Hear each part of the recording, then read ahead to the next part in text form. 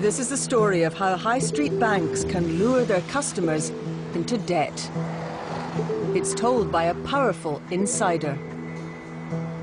In all my years of experience in the banking industry, I would say that consumers should be very, very wary of their banks. They put profits before the customer at every given opportunity. It's the story of how banks routinely encourage customers to borrow more than they can afford. Sometimes with fatal consequences. They told me he'd been found on the railway line in the morning. I can't even begin to describe how I felt. You know, I had my children to deal with, and I had to tell this family, and it's like the world just stopped. As long as the car runners are not running. The bank with the biggest slice of our credit card business doesn't want to talk about debt suicide. Otherwise they'll have to get the police involved for you to sell it. But this top executive from one of the biggest financial institutions in the UK is prepared to speak out. I am a senior executive working in the banking and credit card industry, and I have decided to blow the whistle on this industry.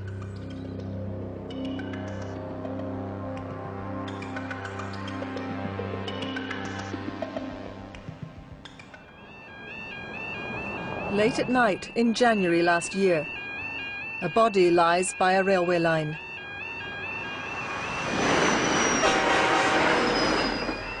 The only clue to the death is a bag nearby. Inside, dozens of credit card statements detailing a mountain of debt.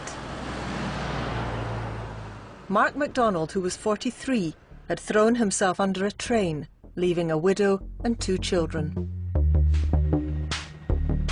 Mark was one of at least 17 debt-related suicides across Britain in the last 3 years. His story was first highlighted a month ago by our colleagues on Britain's Streets of Debt.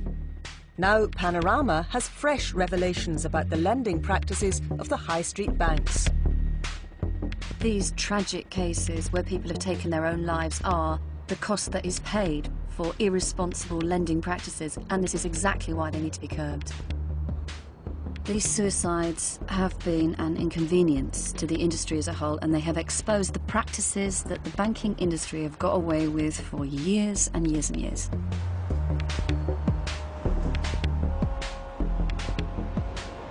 Those are the words of someone who knows.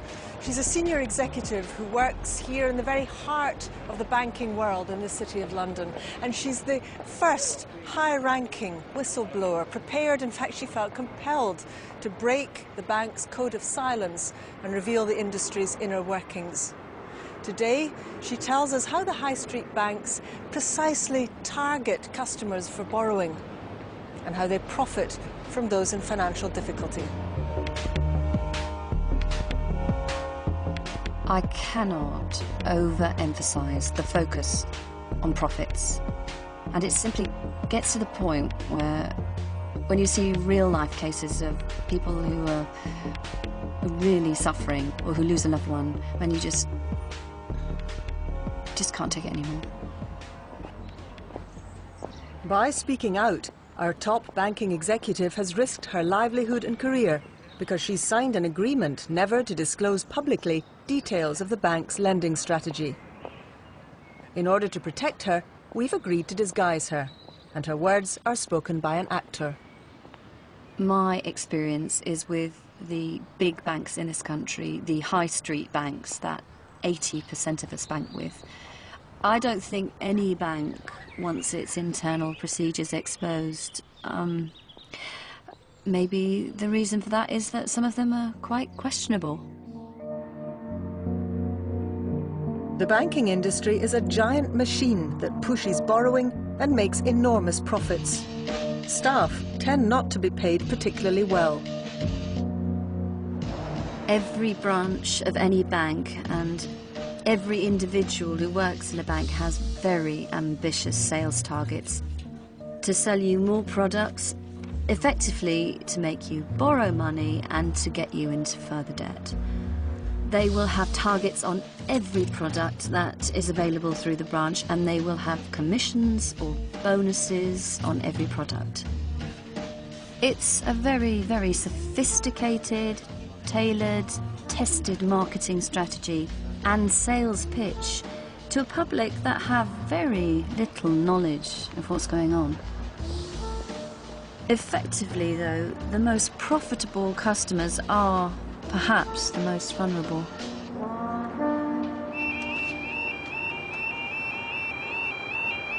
Customers like Mark MacDonald, who stepped in front of that train one night late last January.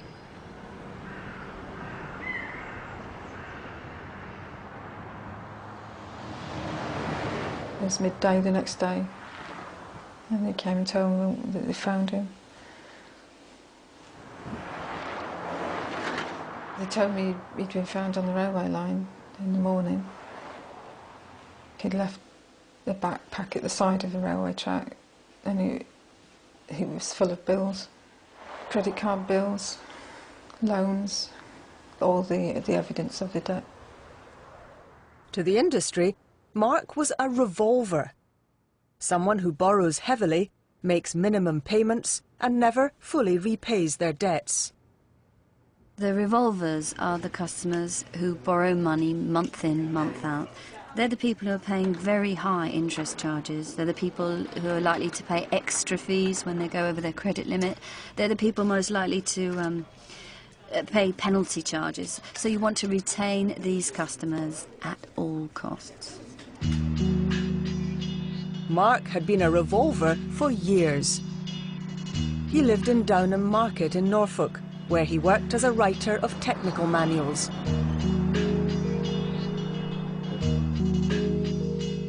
His wife Marion had given up work to have 2 children. The family relied on his income of roughly £26,000 a year, and they struggled. He would occasionally say things like, "We can't afford that this month," and he would say, "You know, I've got the gas bill and the phone bill to pay." And I say, "Okay, well, you know, we'll wait, we'll do that next month." In the space of 10 years, Mark had acquired 8 credit cards, 2 of which were issued by his own bank, the Royal Bank of Scotland. And he owed thousands of pounds on them. He survived by just paying the minimum charge each month.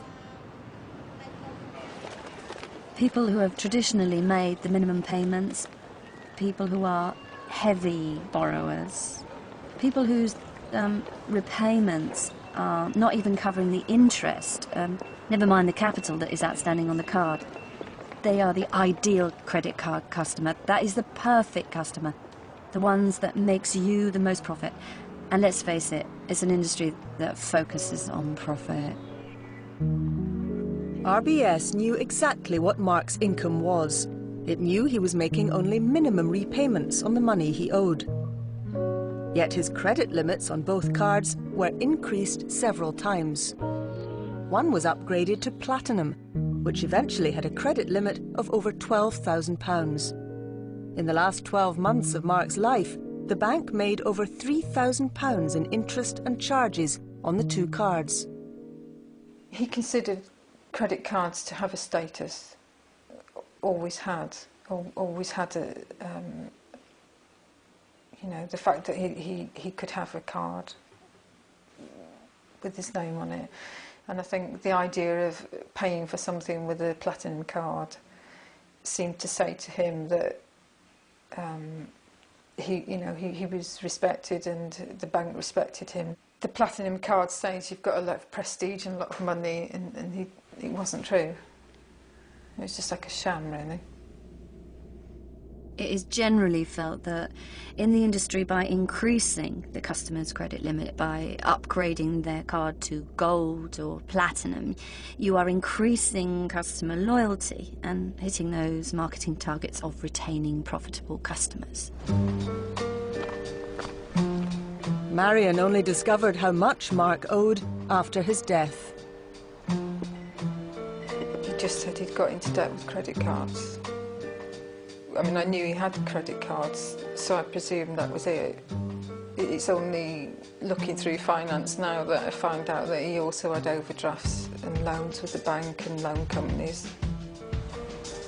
Despite his £26,000 income, RBS lent Mark huge sums. It allowed him to build up a £6,000 overdraft. The bank lent him £15,000 to pay off his other lenders' credit card debts. It let him remortgage his and Marion's home to the tune of £80,000. And it didn't end there. By the time he took his own life, Mark owed his bank almost £120,000. I can remember when I was quite a bit younger and I wanted to buy my first car. I had to sit in front of my bank manager and explain exactly how much the car was going to cost, how much I could afford, what my other outgoings were. But I think now, because it's offered, I think people somehow think if they're offered that amount of money, therefore they can afford it. We showed the whistleblower Mark's financial records. There were a number of warning signs from a relatively early stage that the bank should have picked up on.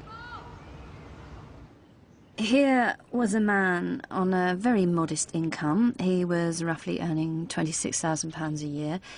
He was lent his annual take-home pay just on credit cards, on 2 credit cards. He was making minimum payments on the cards for years. He wrote credit card checks from one of his RBS cards on a regular basis at exorbitant rates of interest and deposited them into his RBS bank account. The fact that he was overdrawn on his bank account, there are so many things the bank should have picked up on. There is no possible justification for the bank not to have understood that there were serious difficulties in this man's financial position. In my opinion, the bank was grossly irresponsible.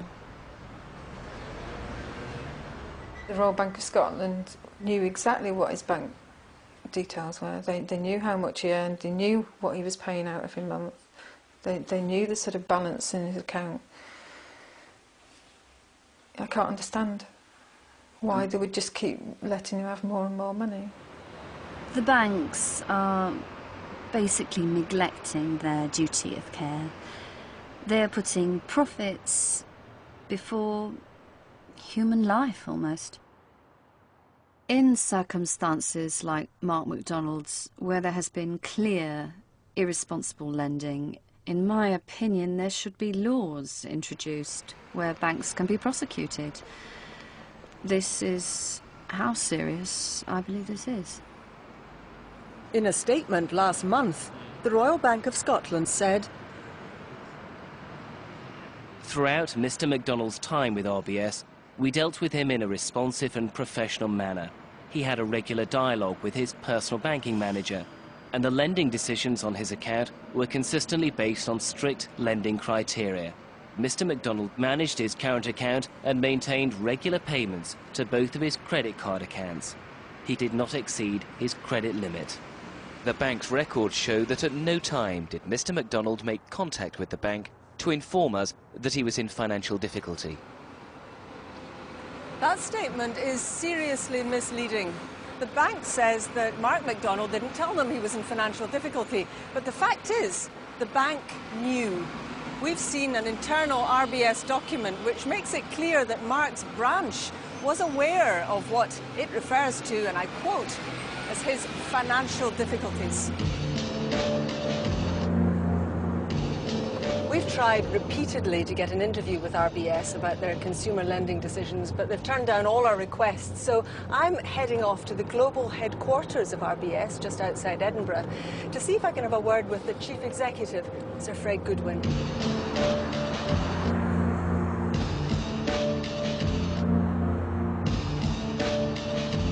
With profits for 2005 of £8 billion and a gleaming modern headquarters, RBS are certainly in no financial difficulty. Come on, get out. Hi there. Sorry to bother you. I'm from BBC Panorama. We're hoping to have a word with Chief Executive Sir Fred Goodwin. What, is it just on spec or are you expected? What do you want me to do just now then, over? The high street banks are constantly adjusting their financial strategy and launching new lending products. It's a fiercely competitive market, servicing a UK debt burden currently running at over £1 trillion. Is that sound off?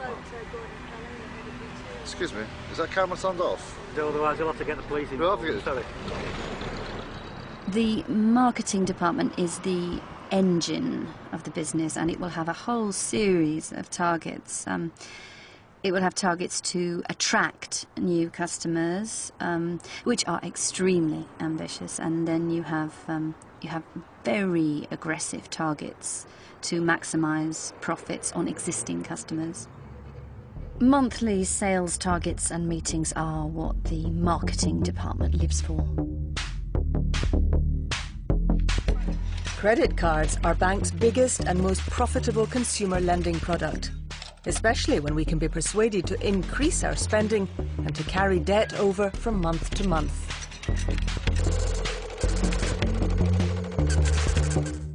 What one needs to be aware of is the fact that a credit card company has the ability to communicate with its customers once a month. So therefore there is the ability to really target those customers to ensure you're getting maximum profitability. However sad it is that people get into debt, and however much the banks may encourage it, surely it's people's own fault. They're responsible. The individual always has a responsibility to make sure that they are not borrowing beyond their means and that they are able to repay whatever unsecured lending they take on.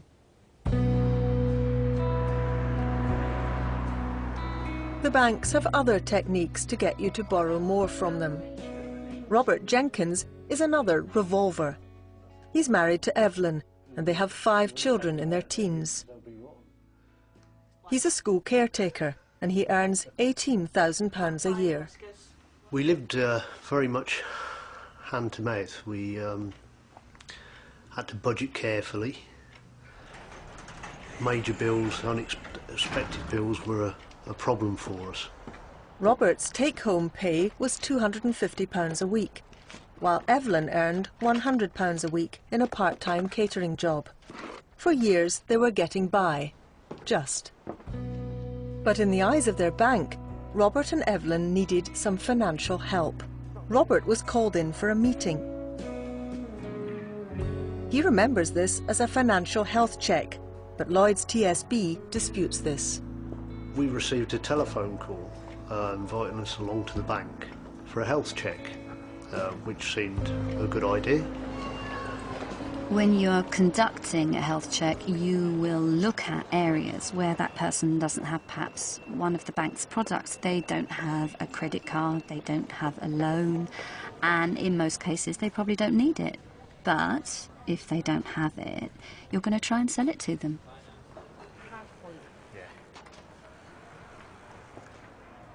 Robert and Evelyn left the bank happy. They had a restructured mortgage deal, and within a few months, Robert had a platinum card with a £6,000 credit limit. It was a good feeling to know that you'd got this sort of period of austerity behind you. Your finances were on track, and they were so on track that you were creditworthy, not just for a few £100s, but for a few £1,000s. And that made me feel very good.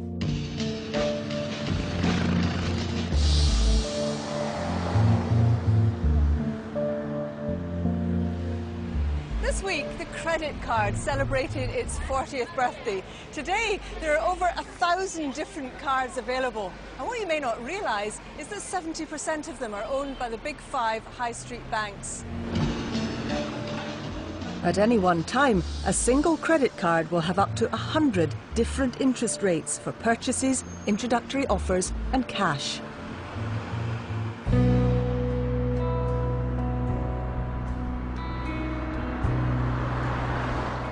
Armed with his new platinum card, Robert started to spend. If, for example, I went to the garage, whereas before I would have had perhaps 10 or 20 pounds in my wallet to use for petrol, I would fill up with the credit card, and I would think, you know, that was a sensible thing to do. I'll pay it off at the end of the month. But of course I didn't. Before long, you get to the stage where suddenly you haven't got any credit left on your card. And at that point, or thereabouts, the bank would step in and invite you to increase your credit limit. Unsolicited increases in your credit limit can take place up to twice a year. In some cases, your credit limit could literally double in the space of 2 years. The customer doesn't really have a say in it. The higher your credit limit, the more you're likely to spend. Robert started with £6,000 of credit on his Platinum card. Within 2 years, the bank bumped up that figure to £11,000. Then Lloyds TSB gave Evelyn a Platinum card. Her credit limit, £4,500.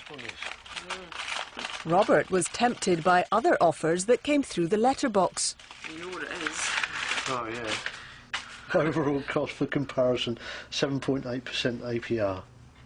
It seemed to indicate to us that we were a much sought after commodity, and that we were creditworthy, which made you feel good, you know. You feel quite important when they take such an interest in you.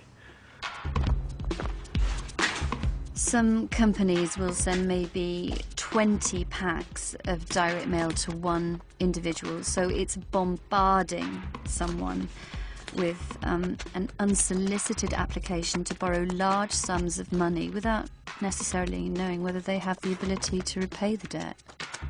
By now, the Jenkins had 4 new cards. I was horrified to find that we'd got a total debt of about £29,000 with credit cards, and I was absolutely gobsmacked. It had taken less than 3 years for the Jenkins family to reach a debt crisis. We'd been meeting the minimum payments, but even they added up to somewhere in the region of about £600 or £700 a month, just to keep the credit card companies off your back. It was almost half of my monthly income was being used to service the credit card debts. I woke up about 5 o'clock in the morning, and it suddenly dawned on me that I'd put the house at risk, and the problems that bankruptcy would incur, and suddenly, you know, I really started to suffer a panic attack. My stomach started to churn, I began to suffer a cold sweat, and I curled up in a ball, you know, and I thought, how do I get out of this? You know, why has it happened? Why have I let it happen? And I felt guilty, and I felt all the emotions associated with sheer terror. This is Trowbridge, Wiltshire. In January 2005, a local mechanic killed himself with the exhaust fumes from his car. The reasons people take their own lives are complex. What's clear is that 65-year-old Richard Cullen died with over £100,000 of credit card debt. At the end of this garden was Richard's workshop and garage, and that's where he was found, in the car, in the morning, about 10 o'clock in the morning. He'd come back overnight sometime. My son found his car down the bottom, and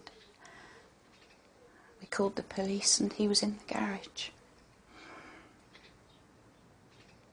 Richard and Wendy were married for 18 years. They had 8 children from previous marriages. Richard earned roughly £15,000 a year and was another revolver, someone who borrowed heavily and never repaid the debt. It was really about 2 to 3 months before he died.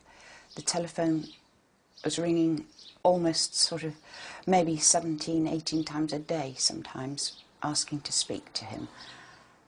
And I used to say, and they would say it was the bank or the credit card, and and I'd just give him the message, or if he was in the garden, I would go and give him the phone. And then he started to walk off with the phone. And I said, eventually, why are they calling so often? You must be in trouble. And just before Christmas, he admitted that he was terribly in debt. These are some of the statements I've discovered since Richard died. He owed roughly £135,000 on 22 credit cards. It's absolutely unbelievable.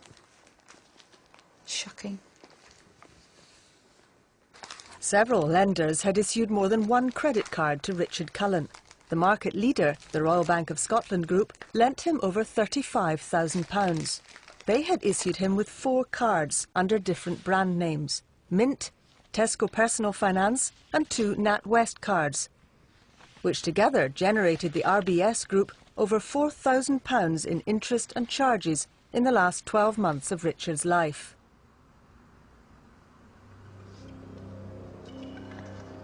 We took the statements to the whistleblower. This is one of the worst cases of irresponsible lending that I have ever seen. Customers like Richard Cullen, they are the ideal customer. They hold multiple brands with one institution. In this case, credit cards are pushed all the way to the limit. Throughout his whole payment history, he's only making minimum repayments. He takes cash out. There are no interest-free periods. This is your perfect customer. He spends on the card every single month. He's a regular user. He was earning a very modest income of £15,000. The bank knows that they lent him £35,000. If that's not an alarm bell, then what is?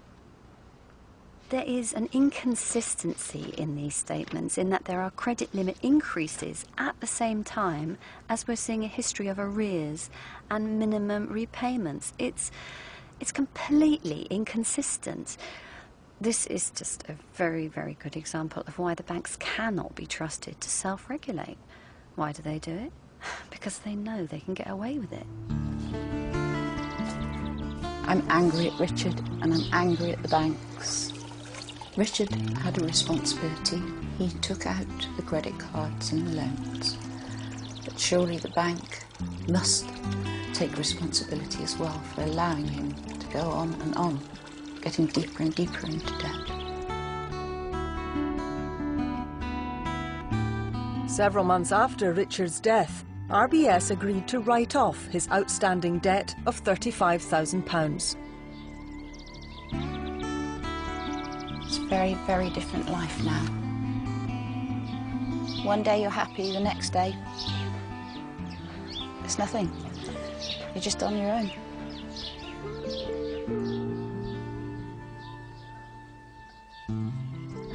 RBS told Panorama they were not aware that Mr. Cullen had a serious debt problem and hadn't made any errors in handling him or his accounts. We took our evidence to the man responsible for policing the banking code of practice. Hello. Hi. Mr. Fortescue, let me show you these. 5th of November 2004, Richard Cullen is being chased for arrears on his Mint card, which is operated by the Royal Bank of Scotland. 2 weeks later, his credit limit has been increased on his Tesco Personal Finance card to £7,700. Tesco Personal Finance card, also run by the Royal Bank of Scotland. The letters have been sent from the same address, the same PO box even. Isn't that a clear violation of the banking code? Well, I find it extraordinary that this has happened. I think it's a case of the right hand not knowing what the left hand is doing. There's no excuse for that. But it was clearly very strange indeed for them to be increasing his card limit on the one side and the other side trying to ask for their money back. This is within one bank. This is inexcusable, surely. I agree. I think this is wrong. I will investigate to see whether there's been a breach of the banking code. We will need Mrs. Cullen's authority to do that, but I will gladly do that.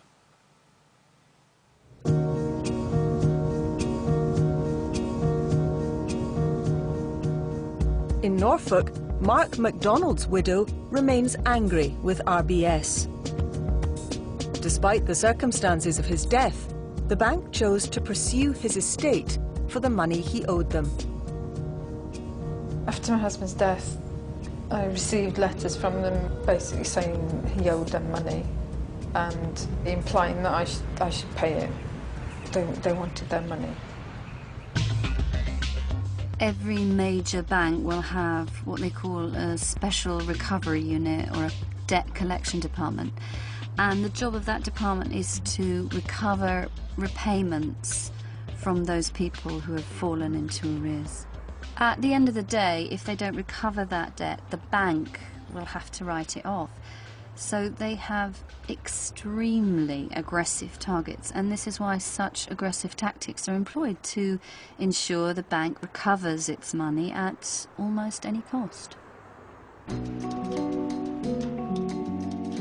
Mark MacDonald's insurance policies had enabled RBS to recover over £90,000, but it still wanted full payment of its remaining £27,000.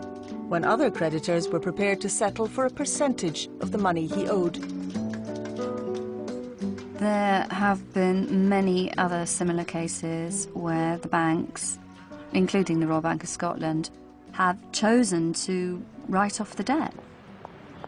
In the case of Mark MacDonald, the Royal Bank of Scotland chose to pursue his estate. This is an obvious case of irresponsible lending, so I'm very surprised. I'm shocked.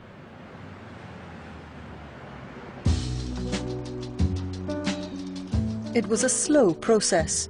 A year after Mark's death, the bank still wouldn't agree to a compromise settlement. It's still a millstone around my neck, basically.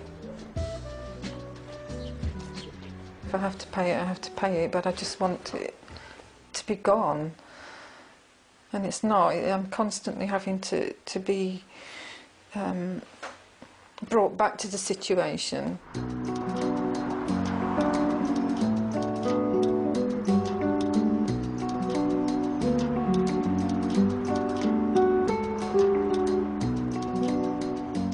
Six months ago, the Jenkins started to sort out their financial problems and to clear the £29,000 owing on their credit cards. They turned to National Debtline, a charity that helps people in crisis. They now have a repayment plan. Any interest is frozen, but they still have to pay their creditors £180 a month out of their modest take-home pay. Don't run away, it's nearly time. Looking back, Robert accepts that he was financially naive, but he also feels his bank was equally responsible for lending him more than he could afford. I spent the money, that was my responsibility, but I seemed to be doing it with their agreement, so that's how it went. There's something immoral about the way that the banks are doing their business these days. They're making it far too easy for people to get into debt, and that's irresponsible.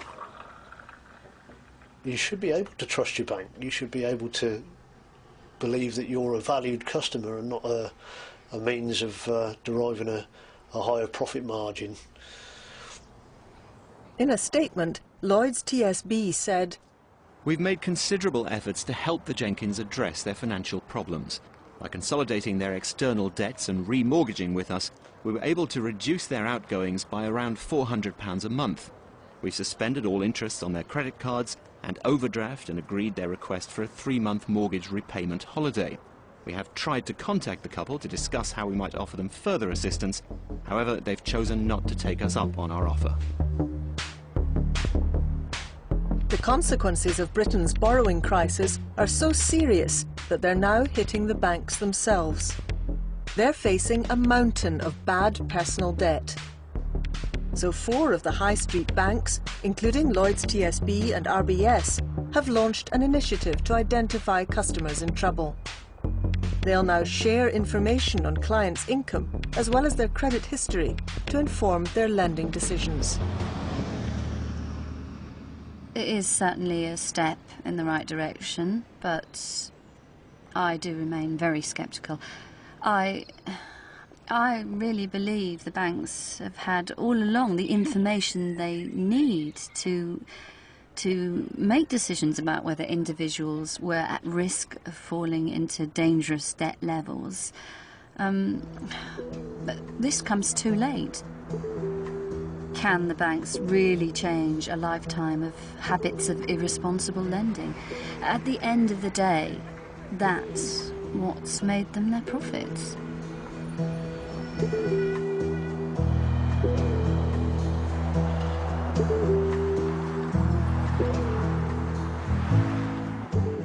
So we're going shopping for some shoes. Anything else? No, you don't want me to buy anything else? That's unusual. I'll ask you when I get there. Oh, I thought you might. You don't think you can carry on to start with, but you know, you have to. I have to think of my children. I have to think that they've got their whole life ahead of them. If I'm strong, they'll be strong. I think he blamed himself totally. I think he felt he let us down very badly. You know, he loved his family and he loved me, and I think he couldn't find words to say, I've let you down, I've got into all this debt I've not admitted to. After almost a year and a half of negotiations, RBS settled for a fraction of the remaining £27,000 Mark owed on credit cards and an overdraft. Since then, and after we contacted the bank, the debt has been written off. RBS told us that this was in response to finding out that an earlier offer letter to Mrs. MacDonald's solicitor was never received. For Marion and her family, these long months of worry have been hard to bear. But it's destroyed my life, destroyed the marriage that we had, destroyed the family life we had. It's all gone.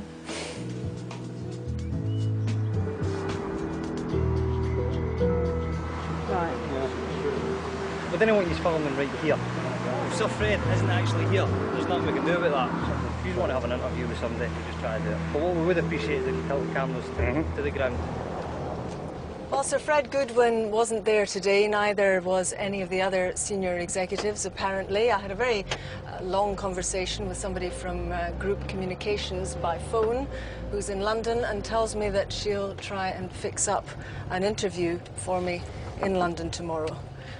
So we'll see what we can do. In the meantime, we're being moved on again. Tomorrow came, but no interview. RBS didn't make it happen. Over-indebtedness has become a cancer in British society. It affects every one of us. The banking industry is fully aware of the reasons why people are falling into severe financial difficulty, and I felt that not enough was being done about it. And in many cases, a blind eye was being turned to these issues. I would say that consumers should be very, very wary of their banks.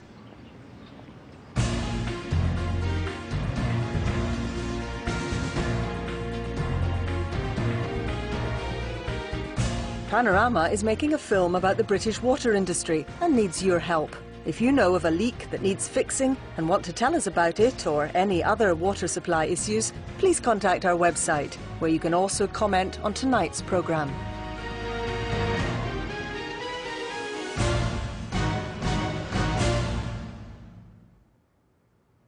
If you've been affected by any of the issues in tonight's programme and would like to talk to someone in confidence, please call the BBC Action Line on 08000 680 661. That's 08000 680 661. The Action Line is open 7 days a week from 7:30 AM until midnight. All calls are free.